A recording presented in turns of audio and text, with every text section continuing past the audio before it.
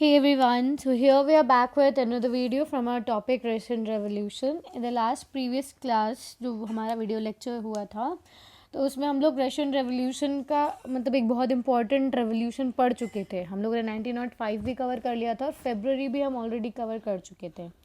तो हमने बहुत अच्छे से डिस्कस करने के बाद में रशियन सोसाइटी की सिचुएशन 1917 फरवरी से पहले कैसी थी और वहाँ 1917 फरवरी के बाद में किस तरह के चेंजेस आते हैं वो भी हम लोगों ने प्रॉपर्ली डिस्कस कर लिए थे.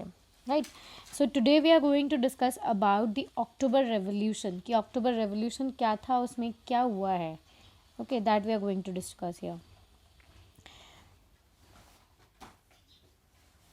Okay, so startingly for when we are talking about October revolution आपको ये चीज़ बहुत अच्छे से पता होनी चाहिए. ठीक है, कि अक्टूबर रेवोल्यूशन होता क्या है, क्यों होता है, ये क्यों मतलब ऐसी ज़रूरत आ जाती है, नीड आ जाती है कि हमें सोसाइटी के अंदर एक रेवोल्यूशन लाना पड़ता है ना. तो वर्कर्स मूवमेंट ग्रू. यहाँ पे अगर आप देखोगे प्रॉपरली कि हमें क्या चीज़ थी कि 1917 के बाद में हम लोगों ने फरवरी का जब हमने लास्ट टाइम पढ़ा था तो हमें ये पता चल गया था कि राजा जो था वो हट चुका था और प्रोविजनल गवर्नमेंट थी उसने टेक ओवर कर लिया था. और ये सिनारियो बहुत क्लियर हो गया था कि अब वहाँ पे अलग अलग वेरियस पॉलिटिकल ग्रुप्स जो थे उन्होंने अपने सोवियत यूनियंस वगैरह अपने यूनियंस बनाना स्टार्ट कर दिया था. ट्रेड यूनियन बन गए थे, फैक्ट्री कमिटीज़ बन गई थी. ठीक है, और ये सारे मतलब जो थे इन्होंने इंडस्ट्रियलिस्ट को क्वेश्चन करने लग गए थे. मतलब अगर हम एक प्रॉपर्ली बोले तो यहाँ पे कम्युनलिस्ट फॉर्म ऑफ गवर्नमेंट जो थी वो स्ट्रक्चरलाइज हो चुकी थी और वो कैपिटलिस्ट के अगेंस्ट अपने नोशंस वगैरह आवाज़ वगैरह होल्ड कर रहे थे, है ना. तो सोल्जर्स की कमेटी बन गई थी. सोल्जर्स का भी हमने देखा था पिछले फरवरी रेवोल्यूशन में कि सोल्जर्स का कितना इंपॉर्टेंट रोल रहा है, वो राजा के अगेंस्ट चले जाते हैं, है ना. तो बहुत सारी सोल्जर्स कमेटी बन गई थी आर्मी के अंडर. और जून में अबाउट 500 सोवियट्स, मतलब पहले कितने ज़्यादा आप खुद सोचो कि फरवरी से पहले इलीगल था सारे सोवियत यूनियंस बनाना और उसके बाद में 500 सोवियत यूनियंस क्रिएट हो गए थे जून के अंदर. ठीक है, और ये सब रिप्रेजेंट किसको करते थे, all Russian Congress of Soviet. ठीक है, all Russian Congress of Soviet एक पॉलिटिकल पार्टी है. ठीक है, इनको रिप्रेजेंट करते थे, मतलब ये सब इसको सपोर्ट करते थे. ठीक है, बट इसके आगे भी अगर मैं आपको बताऊं तो प्रोविजनल गवर्नमेंट जो थी वो अब इस चीज़ से बिल्कुल खुश नहीं हो रही थी. अब मतलब आप खुद सोचो कि लाइक अगर मैं आपको क्लास मॉनिटर बना देती हूँ और क्लास मॉनिटर बनाने के बाद में अगर आप देखते हो कि यार और भी कुछ ऐसे बच्चे हैं जो शायद पावर्स होल्ड करने की कोशिश कर रहे थे. अब जो प्रोविजनल गवर्नमेंट्स थी okay somewhere they way like हमने जो इनके बारे में पढ़ा है कि क्या था वो कमी, मतलब जो फैक्ट्री वर्कर्स थे या फिर जो आर्मी वगैरह थे. ठीक है, वो सब मतलब उन्हीं में से एक प्रोविजनल गवर्नमेंट सेटअप हुई थी, है ना. जो मोनार्कियल के सपोर्ट में थे वो कुछ लोग वहाँ अभी भी प्रोविजनल गवर्नमेंट में काम कर रहे थे. तो अब वहाँ पे पता है क्या, प्रोविजनल गवर्नमेंट जैसे अलग अलग सोवियत यूनियंस बनते हैं और लोग अपनी डिमांड्स और बोलते हैं ना एक्सपेक्टेशंस को जैसे वो सबके सामने रखने की कोशिश करते हैं. तो इस चीज़ों से प्रोविजनल गवर्नमेंट जो थी वो बिल्कुल भी खुश नहीं थी. ठीक है, और उनको ये चीज़ बहुत लगता था. खुश नहीं होने का रीज़न क्या था बेटा, कि इन्हें ऐसा लगता था कि बोल्शेविक्स अगर पावर में आ जाएगी और इनसे इनकी पावर्स जो थी, जो इन्हें पावर्स मिली है वो इनसे छीन ली जाएगी. ठीक है, तो इसी चीज़ को कंट्रोल करने के लिए प्रोविजनल गवर्नमेंट क्या करती है, वो लीडर्स को अरेस्ट कर लेती है और जितने भी डेमोन्स्ट्रेशंस होते हैं उन सबको इलीगल कर देती है, उन सबको सप्रेस करने की कोशिश करती है. ठीक है, अब इसी चीज़ से क्या होता है, बोल्शेविक्स के जो बहुत सारे लीडर्स थे वो भाग जाते हैं वहाँ से, वो छुप जाते हैं.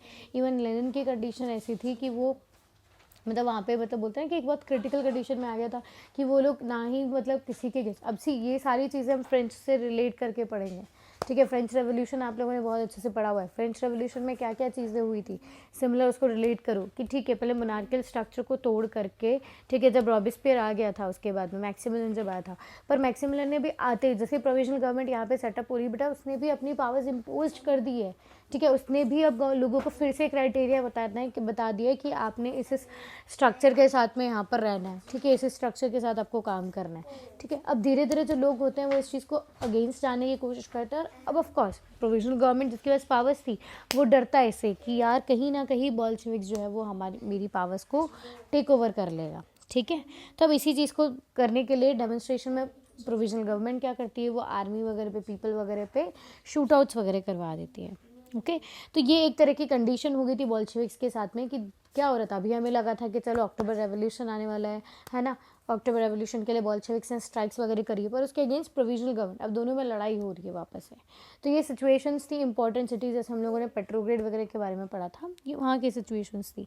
अगर हम कंट्री साइड में, विलेजेस में, टाउन्स में अगर हम आकर के बात करते हैं, तो वहाँ के जो पीजेंट्स थे, अब दो चीज़ याद करो, मैंने आपको क्या पढ़ाया था, प्रोविजन मतलब ये पीजेंट्स वगैरह जो थे ये सोवियत रिपब्लिक्स थे, है ना, ठीक है, रिपब्लिकन्स वगैरह थे, रेवोल्यूशनरीज थे, और एक हमने पढ़ा था सोवियत डेमोक्रेट्स, ठीक है।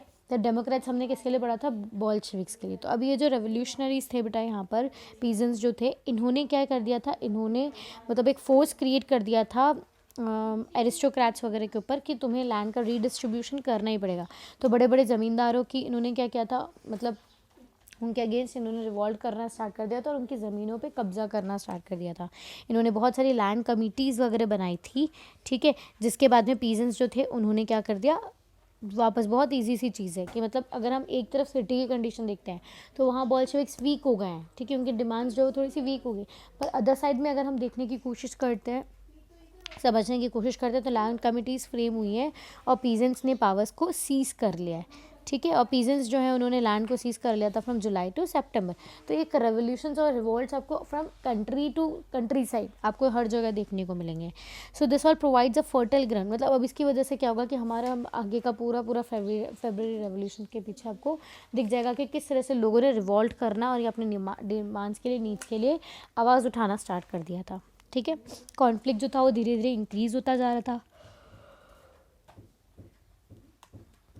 सो conflict was increasing between whom both, मतलब like provisional governments as well as the democrats और रिपब्लिकन्स, रेवोल्यूशनरीज के अगेंस्ट, ठीक है, उनके अगेंस्ट सारी लड़ाइयाँ होती जा रही थी। तो अब यहाँ पर प्रोविजनल गवर्नमेंट जो है वो डर रही थी कि बॉल्शेविक्स या फिर लेनिन जो है वो पावर को टेक ओवर कर लेगा, और इधर से लेनिन भी डर रहा था कि अगर ऐसा हुआ, इस सिचुएशन को अभी हमने कंट्रोल नहीं किया तो ये प्रोविजनल गवर्नमेंट क्या करेगी, डिक्टेटोरियल फॉर्म ऑफ गवर्नमेंट का मतलब फॉर्म ले लेगी, ठीक है। तो लेनिन क्या करता है, इसी चीज़ को समझते हुए, मैंने बताया था ना, अभी लेनिन भी जो था वो भी मतलब थोड़ा घबरा गया था, क्योंकि प्रोविजनल गवर्नमेंट जो थी उन्होंने सारी पावर सबको सीज वगैरह कर लिया था, पावर्स अपने हाथ में ले ली थी, है ना। तो इन सारी चीज़ों से क्या होता है, ठीक है, तो अब दोनों के पास अपना डर था, एक प्रोविजनल गवर्नमेंट और लेनिन, दोनों के पास अपना डर था। तो इसके रिस्पांस में, ठीक है, प्रोविजनल गवर्नमेंट तो क्या करती है, एक स्ट्रिक्ट एटीट्यूड फॉलो कर लेती है, और अब लेनिन क्या करते हैं बेटा कि वो पेट्रोग्रेड सोवियत हुए या जितने भी ये बॉल्शेविक्स पार्टी के सपोर्टर्स थे उनको मिल कर के, ठीक है, उनको मिला कर के, मतलब ये क्या करते हैं, ये सोचते हैं, एक प्लानिंग बनाने की कोशिश करते हैं, ठीक है, एक प्लान क्रिएट करने की कोशिश करता है जहाँ पर ये पावर को सीज कर लेंगे, पावर्स को सिक्योर कर लेंगे और फिर उसको नाम दे देंगे सोशलिस्ट रेवोल्यूशन, ठीक है।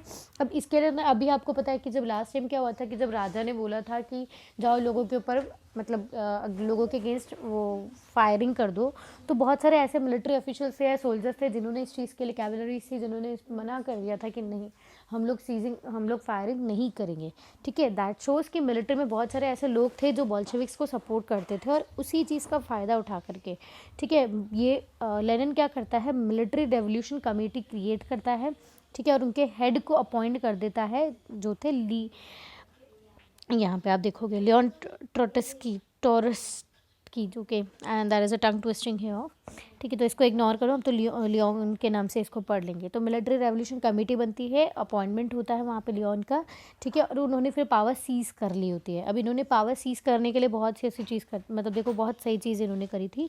जो अब ये रेवोल्यूशन मतलब अब पहले तो जब इन्होंने मिलिट्री कमिटीज़ वगैरह बनाई थी और उसके बाद में इन्होंने डेट नहीं बताई थी लोगों को, मतलब ऐसा माना जाता है कि डेट जो थी उसको बिल्कुल सीक्रेट मैनर में इन्होंने सारा किया था, क्योंकि अगर सीक्रेट मैनर में नहीं होता तो प्रोविजनल गवर्नमेंट को पता चलता और फिर वापस इनको मतलब वो अपना डोमिनेंस क्रिएट कर लेती है ना। तो उसी चीज़ को रोकने के लिए इन्होंने क्या किया, फिर ये जितनी भी मिलिट्री रेवोल्यूशनरीज थी, ठीक है, इनके ऑफिशियल्स को अलग अलग जगह भेजा जाता होता है, मतलब जितने भी जो ये प्रोविजनल गवर्नमेंट के इंपॉर्टेंट मिलिट्री हेड जो क्वार्टर्स होते हैं ना, वहाँ भेज दिया जाता है। जैसे इसका एक एग्जांपल हमारे सामने आता है कि शिप अरोरा जो है वो विंटर पैलेस चली गई थी और उसके विंटर पैलेस में जाकर के उसने मिलिट्री पॉइंट्स को कंट्रोल कर लिया था। और ऐसे बहुत सारे अलग भी थे, अलग अलग छोटे छोटे वेसल्स भी थे जो अलग अलग मिलिट्री पॉइंट्स पर जा के उन्होंने अपनी पावर्स को सीज कर लिया था। रातों रात ऐसा देखा जाता है कि मतलब क्या क्या था कि पूरी पावर्स को विथहोल्ड कर लिया था किसने, लेनिन ने अपने हैंडल में, ठीक है। इस टेंशन को देखते हुए पीएम जो अब वो भी क्या करता है, रिस्पॉन्स में प्रोविजनल गवर्नमेंट का जो पीएम होता है वो भी क्या करता है, अपनी ट्रूप्स को भेजता है,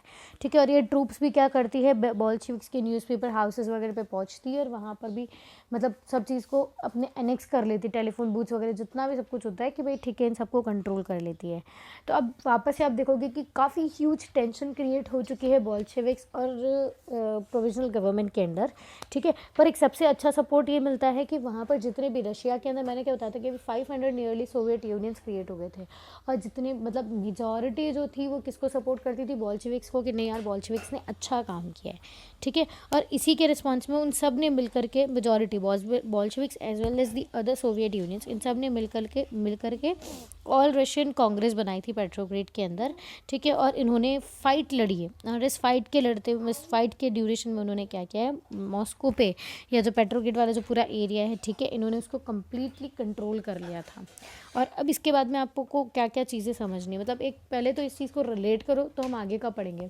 देखो बहुत ईजी सी चीज़ें हैं, स्टार्टिंग से अगर हम इसको समझने की कोशिश करते तो एक राजा है, ठीक है, और एक राजा क्या कर रहा है, ठीक है। राजा जो था, मतलब उसकी जो प्रजा है, बोल सकते हैं हम लोग बहुत जनरल लैंग्वेज में अगर हम बात करें तो people were not at all satisfied with the rule of king, ठीक है, क्योंकि वो एक तरह का डिस्क्रिमिनेशन क्या करता था, ठीक है। एंड उसी चीज़ को अवॉइड करने के लिए, और उसी चीज़ को अवॉइड करते हुए मतलब पूरा इन लोगों ने 1905 का रेवोल्यूशन वहाँ पे क्रिएट किया, एक प्रोविजनल गवर्नमेंट सेटअप करवाई थी।